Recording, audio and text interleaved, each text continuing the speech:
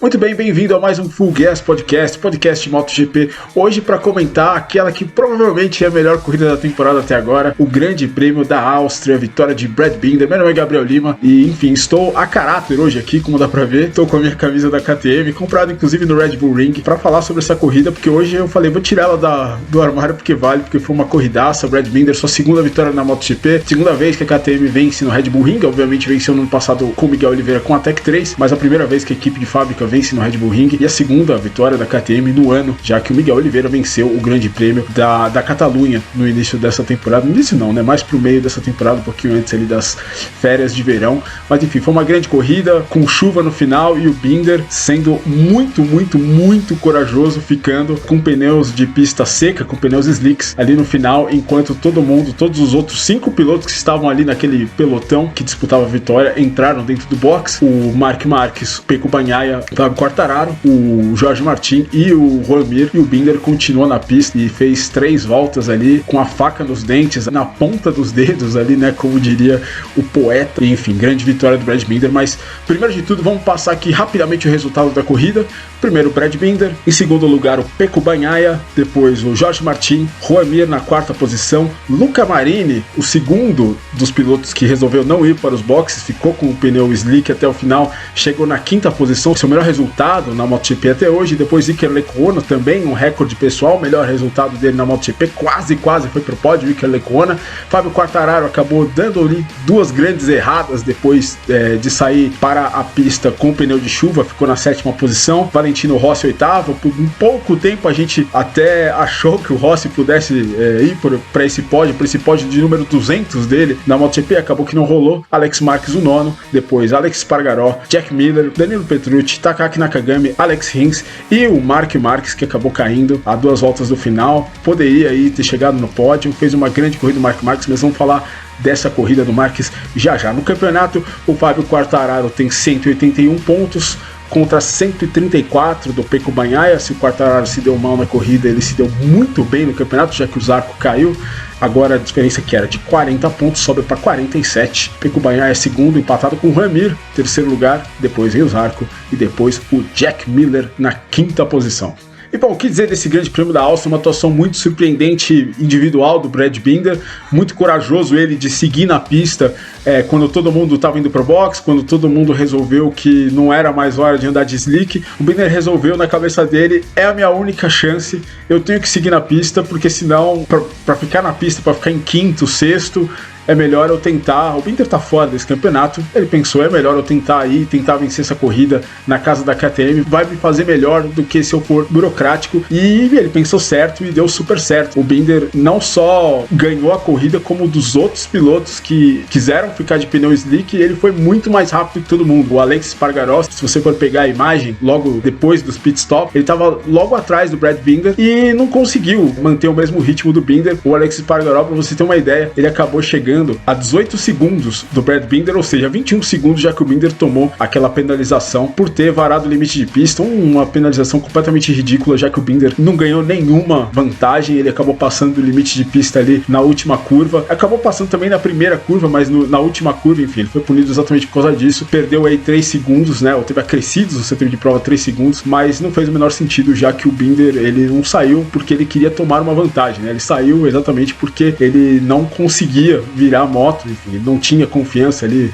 obviamente, para virar a moto por conta dos pneus frios e dos freios frios, acabou saindo da pista. Mas de qualquer maneira, felizmente essa punição não tirou a vitória do Binder, e a gente tem que tirar o chapéu pro Binder, porque esse é o tipo de condição mais difícil que você tem enquanto piloto, que é quando começa a chover e a chuva ela não é tão forte para lavar a pista, né? A água fica na pista e ela acaba se juntando com um pouquinho de óleo que sempre fica em cima do asfalto. Você pode ver, acontece a mesma coisa nas ruas, qualquer cidade, quando começa a chuva, a rua ela fica muito mais escorregadia quando a água ainda não molhou por completo o asfalto, porque ela dá uma lavada no asfalto. Quando o asfalto ainda não tá lavado, se você passa o pé por cima, é muito mais escorregadio, e foi esse o tipo de condição que o Brad Binder teve que lidar. A gente viu na última volta ele patinando no meio da reta ali entre as curvas 1 e 2, chegando na 3, a traseira dele saindo, ele conseguindo controlar. Ele deve ter saído da curva 3 em terceira ou quarta marcha, porque a moto dele tava falando grosso ali, ali na saída da curva 3, indo para a curva 4. O Binder realmente foi um herói, e um herói não só porque a temperatura de pneu dele caiu, mas também porque a temperatura do freio caiu completamente. Um vídeo muito interessante que a MotoGP soltou nessa semana foi do Simon Crawford, que é o repórter de pit, falando sobre, ele andou com uma moto da KTM e ele falou que ele não esquentou o freio da maneira correta quando ele saiu do box. Ele falou que a manete de freio é como se ela tivesse soldada no guidão. A manete, na hora que ele foi frear para chegar na curva 3, ele falou que ela não se mexia, de tão fria que ela estava. Obviamente, o freio do Binder muito provavelmente não estava tão frio quanto estava o do Crawford, já que ele saiu de parado com a moto, mas isso revela o quão difícil é você colocar um freio em temperatura de funcionamento, um freio de uma moto dessa, uma moto de 270 cavalos, uma moto de 157 quilos, parar isso e domar esse bicho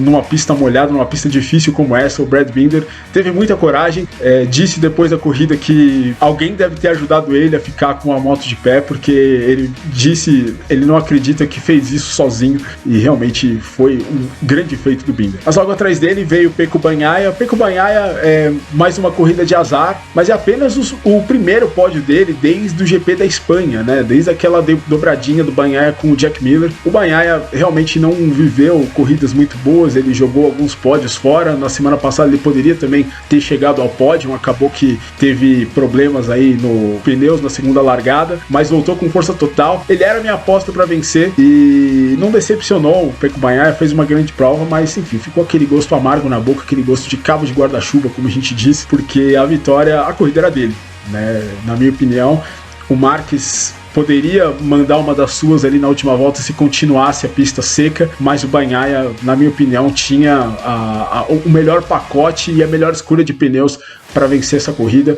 De qualquer maneira, ele se recuperou muito bem, teve muita habilidade em desviar dos pilotos das chicanes ambulantes ali no setor 3, ali nas curvas 6 e 7, e conseguiu esse segundo lugar que é incrível, que joga ele agora na vice-liderança do campeonato juntamente ao Joan Mir. Essa vitória do Bagnaia, ela realmente está amadurecendo, e quem está muito maduro, mas é um estreante e está realmente fazendo uma campanha irretocável, é o Jorge Martin. O Jorge Lorenzo chegou a dizer no início do ano que o Martin, logo depois da pole que o Martin fez no Qatar, que ele lembrava um pouco o Casey Stoner, e realmente, né, na sétima corrida são 3 pódios, 2 poles, sendo que um desses pódios é uma vitória, praticamente como o Stoner começou na Ducati, né? O Stoner, ele começou na equipe de fábrica, começou vencendo, mas o Stoner, é bom dizer que o Stoner não estreou na Ducati, né? Ele fez um ano de LCR e depois foi para a equipe de fábrica da Ducati e começou super bem, se adaptou muito bem à moto, e é o que mais ou menos está acontecendo com o Jorge Martin. O Jorge Martin, eu já disse na semana passada, é o piloto do futuro da Ducati. A Ducati precisa proteger e cortejar muito bem o Martin, porque esse título muito provavelmente vem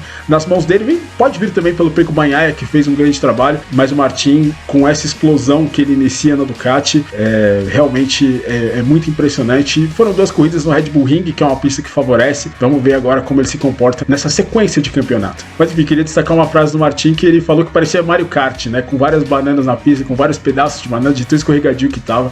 Eu achei interessante o Jorge Martin mostrando bom humor aí, um cara que, pelas entrevistas aí, parece ser um cara muito inteligente, parece ter essa cabeça realmente para ser um piloto aí, um campeão do futuro ali, que já foi campeão de Moto3 em 2018 pela equipe Gresini, enfim, para conseguir esse título na MotoGP, esse título para a Ducati, que a Ducati aí tá há um tempinho já batendo na trave, já são 14 anos sem o título. Quem sabe ele e o Bagnaia sejam os caras para conseguir isso, porque o Jack Miller não parece ser, fez mais uma corrida ruim no Red Bull Ring, que é uma pista boa para a Ducati, e o Johan Zarco tem feito um ano consistente, mas acabou caindo nesse Grande Prêmio da Áustria. Um final de semana um tanto quanto estranho do Zarco. Ele começou muito bem, quebrou o recorde na sexta-feira da pista, mas acabou caindo, complicou um pouquinho a vida dele no campeonato. Agora ele é o 4º colocado. Vamos ver o quanto essa pancada que ele tomou do Martin nessas 2 corridas vai surtir de efeito nele, o quanto vai surtir de efeito do Martin, porque o Martin tá com a moral lá em cima, e o quanto vai surtir de efeito no Zarco,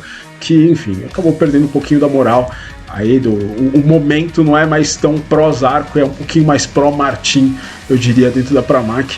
Mas de qualquer maneira o Zarco ainda tem chances. Aí se a gente fala do Bagnaia, que está indo atrás da sua vitória, o Zarco também tem um pacote para disputar corridas e vitórias aí nessa temporada. Mas a minha estrelinha do dia é o Marc Marquez. O Marc Marquez, ele mostrou realmente ser aquele velho piloto na primeira metade da corrida, antes da primeira metade da corrida não, né? No momento que a pista estava seca, ele mostrou seu velho Marques, e impressionante, porque o Marques ele foi o único piloto da pista que escolheu o pneu traseiro macio e estava cozinhando até a chuva começar a cair mais forte, os pilotos com pneu traseiro médio, né? O Marques ele conseguiu conservar muito bem o pneu macio e ele tinha, parecia, alguma coisa na manga ainda para atacar nas últimas voltas. No fim das contas, eu acho que o Bagnaia venceria, mas o Marques ele poderia ter chegado em segundo, o que é incrível para a corrida que ele estava fazendo e pela escolha de pneu que ele fez. O Marques geriu muito bem a prova e lembrou um pouco aquele Marques de 2018, 2019, que escolhia o pneu do jeito dele, andava do jeito dele, sempre estava lá na frente.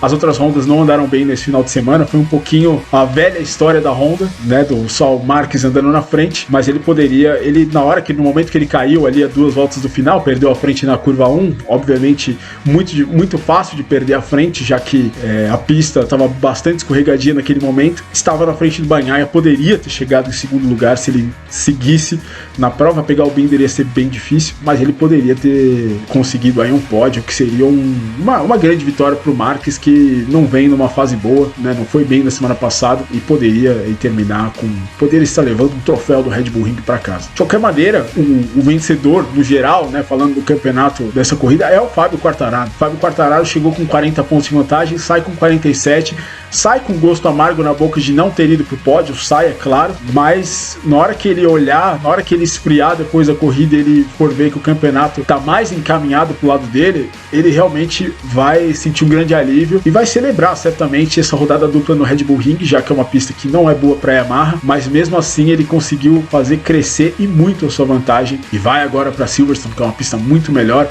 vai pra Misano, que é uma pista muito melhor, Aragon também, que é uma pista melhor pra Yamaha, com mais tranquilidade, e podendo também chegar em segundo até o final da temporada. Ele só depende dele chegar em segundo até o final da temporada. Se não me engano, em uma corrida ele pode ser terceiro, mas ele é campeão, não importa se o Bagnaia ou se o Mir vencerem todas as corridas até o final e ele for segundo em todas e terceiro em uma, ele é o campeão, que já é muito interessante para ele nessa defesa de liderança. E enfim, vai realmente se encaminhando aí o título para o Fábio Quartararo. Até porque a gente não sabe se a gente vai ter todas as corridas, a gente não sabe se a gente vai ter a corrida dos Estados Unidos, a gente não sabe se vai ter a corrida da Malásia, exatamente por conta desses casos aí novos de coronavírus crescendo, a variante Delta aí. Enfim, todo mundo com medo disso, a gente não sabe ainda o que isso pode trazer para o futuro do campeonato, para esse futuro logístico aí da MotoGP. Mas se a gente está falando de Yamaha, a gente tem que comentar o que aconteceu na quinta-feira. Maverick Viñales suspenso pela equipe por conta de ter passado do limite de giros na moto nas últimas 4 voltas da prova. É impressionante, você pode entrar no site da MotoGP, lá tem o volta a volta da corrida, e é possível ver que o Viñales andou muito mais lento do que ele estava andando, muito mais lento assim, 3, 4 segundos mais dentro do que ele estava andando. Realmente, pelo que a gente pôde ver ali de câmera on-board, realmente não faz sentido o que o Viñales fez naquele momento, e super acertada a decisão da Yamaha de suspendê-lo. E até, né, eu não imagino que haja mais clima para a Yamaha, apesar do fato da Yamaha estar andando para conseguir aí talvez a tríplice coroa nessa temporada, o título de pilotos, o título de construtores, o título de equipes. Não me parece haver muito clima para o Viñales seguir na equipe. Enfim, a Yamaha não tem quem botar no lugar do Viñales para fazer os mesmos resultados do Viñales, para tentar garantir esses títulos. Eu não vejo clima para o Viñales ficar. Pode ser que ele fique, se ficar vai ser aquele climão, porque Viñales e a cúpula da Yamaha já não falavam a mesma língua, né? A gente viu muito bem no pódio na Holanda como o Viñales não quis ali muito papo com o Máximo Meregali e se recusou a tirar uma foto, inclusive no pódio, com o Meregali e com o Quartararo. Agora a gente vai ver o que acontece. Lembra muito, né? Aconteceu, a gente vai falar mais disso aqui no Full Gas Podcast, mas aconteceu uma coisa muito parecida com o John Kosinski em 1993 no Grande Prêmio da Holanda, quando ele ficou bravo com a Suzuki, porque a Suzuki tinha um motor muito ruim de 250, e ele simplesmente estourou o motor da Suzuki depois de chegar em terceiro numa corrida, perdeu o segundo lugar na última volta, e ele estourou o motor de propósito. Quem era o chefe de equipe da Suzuki na época era o Hervé Poncharal, que hoje é o chefe da Tech 3, e segundo reza a lenda ali, Poncharal não deixou ele ao pódio, e o Kosinski acabou, inclusive, indo às vias de fato com o Poncharal. Enfim, né?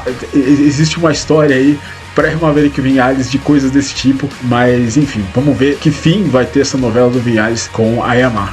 Falando do resto dos pilotos, grande corrida do Luca Marini, grande corrida do Iker Lecuona. O Iker Lecuona é um bom piloto, né, nesse tipo de condição. Se ele não tivesse caído na França, ele caiu logo depois de sair do box com a moto de pista molhada, ele poderia, quem sabe, até ter brigado por um pódio naquele dia, ou ter terminado ali em quinto, já que o Petrucci, que era o companheiro de equipe dele, foi nessa posição que ele chegou. Mas o Iker Lecuona quase foi pro pódio, poderia ter feito uma grande corrida, mas de qualquer forma é um bom resultado. Sexto lugar, Luca Marini em quinto, como eu já falei, e o Valentino Rossi, que por uma volta esteve ali na terceira posição, poderia ter chegado ali ao seu pódio número 200, mas não aconteceu, infelizmente. O Rossi terminou apenas na 8ª posição. Foi um bom resultado para o Valentino, foi o segundo top 10 dele na temporada, e, enfim, fez o que tinha que fazer, né? Fez o que dava e conseguiu essa 8ª posição.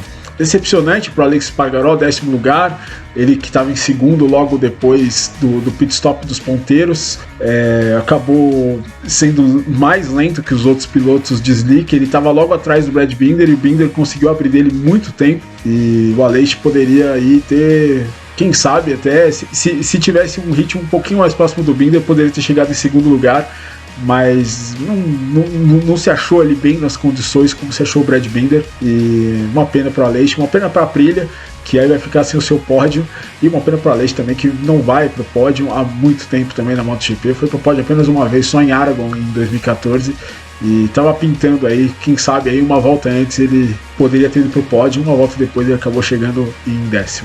Também outros pilotos que acabaram se dando mal foram o Alex Rins e o Jack Miller, que pararam antes da chuva começar de verdade. Muito provavelmente eles devem ter destruído os pneus ainda na pista seca, e aí quando começou a chover, a vantagem que eles poderiam ter tido, eles perderam toda, acabaram chegando ali em 11º, 14º lugares. Não foi uma boa corrida, mas enfim, tentaram, arriscaram. É uma corrida que tem muito do piloto achar a boa performance dele, do piloto se superar, mas também tem muito de sorte, né? E eles acabaram não tendo sorte. Se no momento que eles entrassem, despencasse a chuva, eles teriam tido uma baita sorte e teriam pneus em melhores condições do que os outros para brigar por essa vitória. Acabou não acontecendo, paciência. No fim, essa corrida lembrou muito aquele grande prêmio da Bélgica de 2008 da Fórmula 1, quando no final da corrida começou a chover e o Massa, o Hamilton ficaram na pista com pneu slick, né? O próprio Sebastian Bourdais estava em terceiro ali no fim da corrida e quase foi pro pódio, acabou saindo da pista no final, e quem foi pro pódio foi o Nick Heidfeld, né, que parou no box e trocou para pneus de chuva, assim como o Fernando Alonso. Heidfeld chegou em terceiro, Alonso chegou em quarto, e enfim, foi uma grande prova, e quem venceu aquela corrida na pista foi o Lewis Hamilton. O Massa ficou em segundo com os pneus slicks, e foi mais ou menos, o Massa depois acabou ficando com a vitória do Hamilton, por conta do Hamilton ter tido aquela disputa com o Kimi Raikkonen ali. O Raikkonen acabou batendo também. Enfim, uma corrida parecida com essa de hoje. A MotoGP, podemos dizer, viveu o seu grande prêmio da Bélgica de 2008 da Fórmula 1. Foi uma corrida muito legal, uma corrida que a gente vai falar por muito tempo aí, porque foi realmente muito interessante. E inclui também aquele nude ali que a gente viu da Ducati GP19 do Enea Bastianini ali, que acabou fazendo ele abandonar a corrida, mas a imagem, uma das grandes imagens dessa prova foi realmente o motor funcionando ali sem carenagem, foi realmente belíssimo. Bom, vamos passar para as outras categorias. Moto E, uma corridaça do Eric Granado, que terminou na segunda posição depois de largar de 13º, muito bom pro Eric Granado, e agora ele tá a 7 pontos do líder do campeonato, Alessandro Zacconi, que chegou em sexto. Lucas Tulovic venceu a corrida, Eric Granado ficou em segundo, Dominic Eigerter ficou em terceiro, ele que é o quarto no campeonato, tá a 11 pontos do líder, ficou na terceira posição, e o terceiro no campeonato é o Jordi Torres, que foi o sétimo. Então, uma briga completamente aberta aí. Até o Lucas Tulovic, Matteo Ferrari ainda tem chance. A última corrida, ela é uma rodada dupla em Misano, e temos 4 pilotos em 11 pontos, o campeonato muito, muito aberto. Eu diria que o favorito é o Eric Granado, por conta da velocidade que ele vem mostrando. O que ele precisa fazer é parar de errar. O campeonato, a gente já falou aqui, o Eric, quando ele não ganhava, ele errava, né? Ele errou em Jerez, houve aquele problema, aquele azar ali na Catalunha, e agora ele poderia ter vencido a corrida se ele não tivesse largado em 13º, e ele largou em 13º porque ele errou no treino, e se não ele poderia ter largado muito mais à frente, que foi uma grande pena porque ele perdeu 5 pontos, mas mesmo assim ele conseguiu passar, ele foi de 13º para segundo em 5 voltas, é muita coisa, e o que significa que o Eric tá sobrando um pouquinho nesse grid aí, o conjunto do Eric com a moto esse ano tá sobrando um pouquinho aí nesse grid. Acho que o Eric tem chance aí, boa chance de vencer esse título. Vamos torcer. Grande Prêmio de San Marino, 2 corridas no final de setembro. Já na Moto 2, vitória de Raul Fernandes com Ayogura indo para o seu primeiro pódio na segunda posição. Encheu o saco do Fernandes, mas o Fernandes no final conseguiu ficar na frente com o Augusto Fernandes, que não é irmão do Raul Fernandes, né?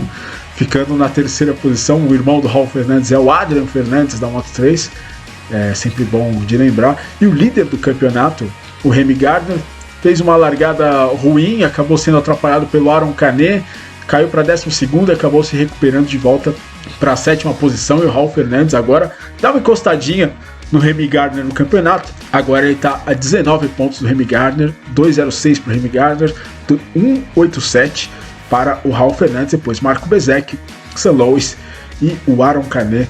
E tivemos também liderança sendo cortada hoje na Moto 3, com o Pedro Acosta terminando ali na 4ª posição. Deu uma erradinha na última volta o Pedro Acosta, ele poderia ali ter tentado passar o Denis Ondil antes ou depois da curva 3, eu diria, mas enfim, tentou na curva 3, acabou tomando um X e acabou se colocando numa posição ruim aí, foi ultrapassado pelo Sérgio Garcia e também pelo Denis Foggia e acabou terminando fora do pódio. Sérgio Garcia, que é o principal oponente do Acosta, terminou em primeiro, com o Denis Ondil em segundo, o Denis Foggia, e aí o Pedro Acosta na 4ª posição, o Romano Fenati, que foi o pole, saiu na 5ª posição, primeira pole do Fenati desde Silverstone, em 2017. O campeonato, Pedro Acosta tem 196 pontos contra 155, 41 pontos, ainda é longa essa distância aí, o Sérgio Garcia chegar no Pedro Acosta, mas agora ele não tem mais a maior distância de todos os mundiais, já que o Fábio Quartararo conseguiu aí seus 47 pontos nesse Grande Prêmio da Áustria. O Pedro Acosta agora tem apenas 41 pontos de vantagem, e em terceiro temos o Romano Fenati. Muito bem, esse foi o Full Gas Podcast do GP da Áustria. Se você curtiu, fica o convite se você quiser se inscrever no canal, se você quiser dar um like aqui nesse vídeo, se você estiver vendo o vídeo, se você não estiver vendo a versão apenas em áudio. E é isso aí, voltamos. Grande Prêmio da Grã-Bretanha, daqui 2 semanas, MotoGP retornando aí à Inglaterra, depois de um ano sem correr lá, na próxima semana. E é isso aí, se você chegou até aqui, muito obrigado. A gente se vê na próxima, um abraço.